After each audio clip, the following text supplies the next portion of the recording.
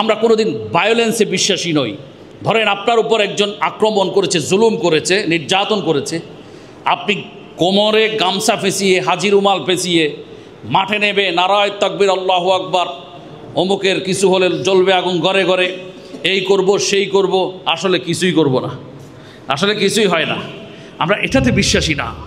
আমরা হচ্ছি এমন একটি সংগঠন, সংস্থা, আমরা আইনে বিশ্বাসী, আইনের বিচারে বিশ্বাসী।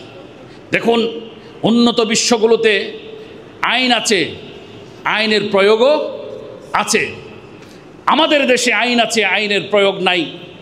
এর জন্য যতটা না প্রশাসন দায়ী, যতটা না বিচার আদালত দায়ী, যতটা না আইন প্রয়োগকারী সংস্থা দায়ী, তার চাইতে বেশি দায়ী জনগণ।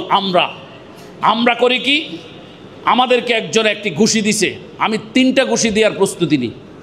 আমি রাস্তায় ব্লকেট সৃষ্টি করি। আমি যখন রাস্তায় ব্লকেট সৃষ্টি করে যানবাহনে বাধা দিচ্ছি, তাহলে আমার ক্ষতি করার কারণে আমি কি করলাম, রাস্তা ব্লকেট সৃষ্টি করলাম, এই তো রাস্তা বন্ধ করে দিলাম। এটা কোনো মুসলিম সংস্কৃতি হতে পারে না, রাস্তা বন্ধ করে দেয়া। এটা কোনো মুসলমানের কাজ, ইমাম মুয়াজ্জিনের কাজ হতে পারে না। কারণ এই রাস্তা দিয়ে যদি কোনো প্রসূতি মাকে হসপিটালে নিতে হয়, এই রাস্তা দিয়ে যদি কোনো মুমূর্ষ রোগীকে হসপিটালে নিতে কোনো অ্যাম্বুলেন্সের যদি ওই বাধা বিঘ্নতা ঘটে, সেটার জবাবদিহিতাও আমাকে আপনাকে আল্লাহর দরবারে করতে হবে। এটার জন্য আমরা দায়ী। এজন্য সিস্টেম যেদিকে, আমরা সেদিকে। যখন আমাদের কোনো ইমাম খতিব ওলামায়ে কেরামের উপর নির্যাতন হবে, তখন আমাদের সংগঠন যেটা করে, সর্বপ্রথম আমরা স্থানীয় গণ্যমান্য ব্যক্তিদেরকে, পলিটিক্যাল লিডার অথবা জনপ্রতিনিধিদেরকে আমরা জানাই যে আপনার এলাকায় রূপগঞ্জে আমাদের একজন ইমাম, আমাদের একজন আলেমের উপর এমন নির্যাতন হয়েছে, এ বিষয়ে আমরা আপনার হেল্প চাই। যখন আমরা হেল্প চাই, তখন দেখা গেছে অনেক যারা ভদ্র, যারা খুবই গ্রহণযোগ্য মানুষ, বিবেক সম্পন্ন মানুষ, পলিটিক্যাল লিডার অথবা জনপ্রতিনিধি, তারা আমাদেরকে হেল্প করে যে ঠিক আছে হুজুর, আমি বিষয়টা দেখতেছি, আমি ইনশাল্লাহ ব্যবস্থা নিচ্ছি, এবং তিনি সলভ করে দেন, মিউচুয়াল করে দেন। কিন্তু কিছু আছে ক্ষমতায় যারা অন্ধ এবং বধির হয়ে গেছে, যারা মনে করে আমার দাদা ছিল এই এলাকার সর্দার, আমার বাপও ছিল এই এলাকার মাতবার, আমিও একটা কিছু। আমরা এমন 10,000 সন্ত্রাসীকে তার কিছু তার পকেটে ঢুকাইয়া দিছি। তোমার ক্ষমতা তোমার পকেটে রাখো। কোথায় রাখো? তোমার ক্ষমতা তোমার পকেটে রাখো। এই আলেম সমাজ যখন আইনি পদক্ষেপ শুরু করে, তখন আমরা দেখেছি ওই সকল স্থানীয় পাতি নেতাদের পায়ের তলার মাটি সরে যায়। মাটি সরে যেতে আমরা দেখেছি।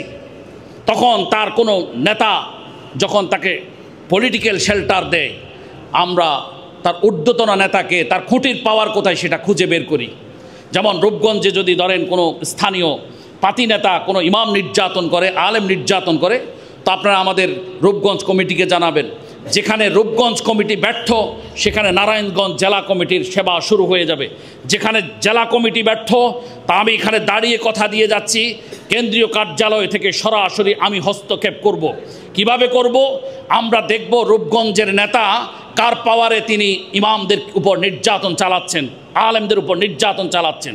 যদি দেখি সেই নেতার বাড়ি নারায়ণগঞ্জ চাষাড়ায় অথবা নারায়ণগঞ্জের যেই মেইন এলাকায়, এরিয়াতে, আমরা তার সাথে জেলা কমিটির সাথে যোগাযোগ করব। আমরা নারায়ণগঞ্জ যারা নিয়ন্ত্রণ করেন তাদেরকে জানাবো, আপনার নেতা আপনার পরিচয় দিয়ে আপনার কর্মী ইমাম খতিবদের উপর নির্যাতন চালাচ্ছে, এখানে আপনার বক্তব্য কী? আমরা তার বক্তব্য কোট করি, রেকর্ড করি। এই বক্তব্য আমরা কেন্দ্রীয় কার্যালয়ে পাঠিয়ে দিই। আমি এখানে দাঁড়িয়ে দায়িত্ব নিয়ে বলছি, আমাদের সাথে জনাব তারেক রহমানের সাথে হট কানেকশন। আপনি মনে করবেন না এখানে 2 টাকার সল্লি বল্লি মৌলবি বোধ এখানে এসছে, এটা মনে করবেন না। কারণ আমার কাছে যে পাওয়ার আছে, অনেক রাজনৈতিক নেতার কাছে এই পাওয়ার নাই। কারণ আমার কাছে মেম্বারগুলো আছে, আলহামদুলিল্লাহ। কি আছে? মেম্বার 10 জন। আমি আজকে ইউনূস সাহেব এখানে আসবেন, আপনি দেখেন 10 জন হুজুর ইউনূস সাহেবের কাছে যান, দেখবেন তিনি আপনাদেরকে সম্মান করবেন। আপনি 20 জন যাইয়া ডিসি সাহেবের কাছে যান, আল্লাহর কসম বিচার আদায় হবে। কমিটি করার আগেও আমি এখানে 50টার উপরে সেবা দিয়েছি।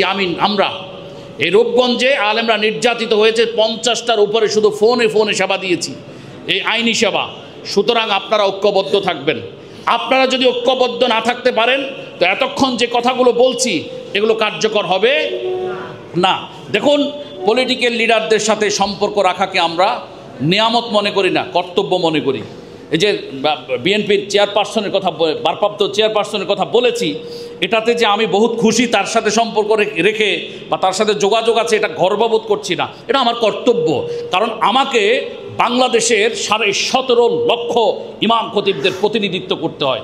আপনারা জানেন যে এই লোকগুলো যখন বিপদে পড়ে, ইমাম ইউনিটি, তখন 1 নম্বরে জালিমরা সাহায্য নেয়, কিন্তু গত 15 বছরে নিয়েছে আওয়ামী লীগের সাপোর্ট, এখন শুরু হয়েছে বিএনপির সাপোর্ট।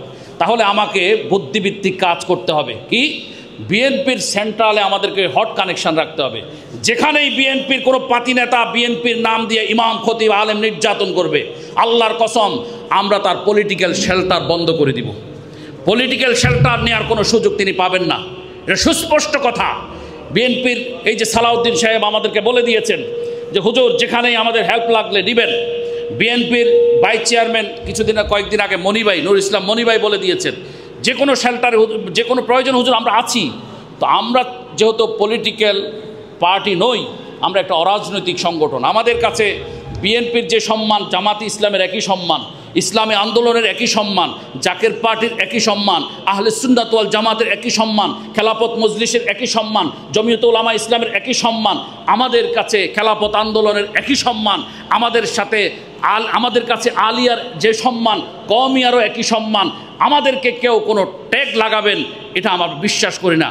বহু রথী মহারথীকে আমরা দূরে সরিয়ে দিয়েছি, তাদের থেকে দূরে সরে চলে আসছি, কারণ এই সংগঠনকে তারা চায় তাদের রাজনৈতিক পকেটে ঢুকাতে। আমরা এটা দিব না ইনশাআল্লাহ। আমরা যতদিন আছি এটা দিব না, রাজনৈতিক পকেটস্থ করতে আমরা দিব না। এটা সবার সংগঠন, সবার সংস্থা, এটা গণমানুষের সমস্ত। আজকে যে এই যে আমাদের চেয়ারম্যান সাহেব আসলেন, আমি তাকে গ্যারান্টি দিয়ে বলতে পারি তিনি এখানে বিতর্কিত হবেন না। বিতর্কিত হওয়ার কোনো মঞ্চ এটা নয়। কোনো পাবলিক, কোনো পার্টি তাকে বলবে না যে আপনি তো অমুক একটা বাজে একটা জায়গায় বসেছেন, কারণ এটা এমন একটা ব্যানার যেই ব্যানারে মাননীয় ধর্ম উপদেষ্টা বায়তুল মোকাররমের খতিব থেকে শুরু করে আমাদেরকে সবাই গ্রহণ করছে, সব মাসলাক গ্রহণ করছে। আপনারা জানেন যে বিবাড়িয়াতে ওই বেরলবি আকিদার একজন ইমাম একজন বক্তাকে জিহ্বা কেটে দিয়েছিল একবার, আপনাদের মনে আছে কিনা? আমরা তাকে হেল্প করেছি, তার আসামিগুলো আমরা গ্রেপ্তার করাতে ভূমিকা রেখেছি, তাকে আমরা আর্থিক সাপোর্ট দিয়েছি। তারপর কিছুদিন আগে জামাত ইসলামীর একজন ইমামকে জবাই করে দিছে ওই যে ব্রাহ্মণপাড়ায়, ভাগ্যক্রমে তিনি বেঁচে গেছেন, আমরা তাকে সেখানে হেল্প করেছি, তার আসামিগুলো আমরা অ্যারেস্ট করাই দিয়েছি। তারপরে ওই যে কিছুদিন আগে জামাত ইসলামের আরেকজন ইমামকে মেরে ফেলা হয়েছে রাজীবপুরে, লক্ষ্মীপুরে, সেখানে আমরা আসামি গ্রেপ্তার হচ্ছে না, আমরা তাদেরকে গ্রেপ্তার করাতে ভূমিকা রেখেছি। এরপরে আরও তো উদাহরণ আছে, কতটুকুগুলো উদাহরণ আমরা দিব। তো আমরা শুধু আপনাদের কাছে চাই আপনারা কেন্দ্রীয় যেই নীতি নির্ধারণী যে সার্কুলার আছে এটা মেনে চলবেন, সিনিয়রকে মূল্যায়ন করবেন, মানুষের সাথে সুআচরণ করবেন। আপনার কারণে যেন আমাদের বদনাম না হয়, ইমাম সমাজের বদনাম না হয়। মসজিদের মিম্বারে বসে হুমকি দমকি দিবেন না দয়া করে। কিছু খতিব বের হয়েছে ফেসবুকে দেখি, তারা কি করে, তারা সেখানে দেখা গেছে যে উগ্র বক্তব্য রাখে, মানে মসজিদের মিম্বারে বসে উগ্রতা ছড়ায়। এটা যেন না হয়, মসজিদ উগ্রতা ছড়ানোর জায়গা নয়। দাওয়াত কিভাবে দিবেন কোরআন বলে দিয়েছে, উদউ ইলা সাবিলি রব্বিকা বিল হিকমা ওয়াল মাউইজাতিল হাসানা। কিভাবে আপনি দাওয়াত দিবেন, মানুষকে কিভাবে বেনামাজিকে নামাজের দিকে আনবেন, মাদক সেবীকে মাদক থেকে ছাড়াবেন, এগুলো সব কিছু কোরআন সুন্নাহ বলে দিয়েছে। মনে রাখবেন রাসূল করিম সাল্লাল্লাহু আলাইহি সাল্লাম তরবারি দ্বারা ইসলাম প্রতিষ্ঠা করেছেন। শুধু তাই নয়, তরবারি প্রয়োগ করেছেন কোন জায়গায়, যেখানে ইসলাম আক্রান্ত হয়েছে, সেখানে পাল্টা তিনি রিয়াকশন করেছেন। কিন্তু আদর্শ দ্বারা আল্লাহ রসুল সাল্লাল্লাহু আলাইহি সাল্লাম হাজার হাজার মানুষকে ইসলামে এনেছেন। সুতরাং আমরা যারা ইমাম খতিব আছি, আমরা অবশ্যই আমরা এমন আচরণ করব সমাজে, আমাদের দ্বারা যেন কোনো ধরনের বদনাম সৃষ্টি না হয়, কেউ যেন বিভ্রান্ত না হয়, কেউ যেন আঙ্গুল তুলে কথা বলতে না পারে যে ইমামদেরকে ভালো মনে করছিলাম, অমুক ইমাম ওই আকামে ধরা খাইছে।